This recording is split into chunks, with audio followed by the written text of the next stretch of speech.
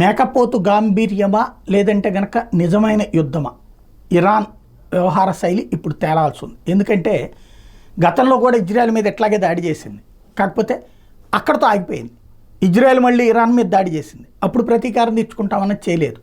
ఇప్పుడు ఏకంగా ఇరాన్కి సంబంధించినటువంటి సుప్రీమోని రహస్య ప్రదేశాలకి తరలించడం కొమైనీని అంటే అక్కడ సందేహం వస్తుంది.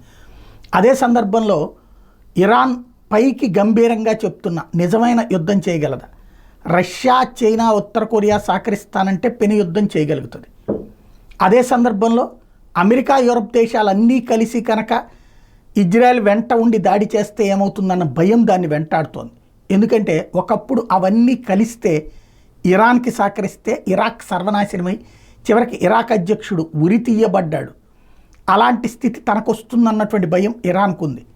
అలాగే అప్పుడున్నటువంటి సైనిక చీఫ్లందరినీ కాల్చి చంపేసినటువంటి సంఘటనలు చోటు చేసుకున్నాయి. కాబట్టి ఇరాన్ సైన్యానికి భయం ఉంది. దాడి అన్నటువంటిది ఇది ఇక్కడతో ఆగాలని కోరుకుంటున్నారు. లేదు, ముందుకు వెళ్తే ప్రమాదాలు ఏ వైపుకి వెళ్తాయి అనేది చూడాల్సి ఉంది.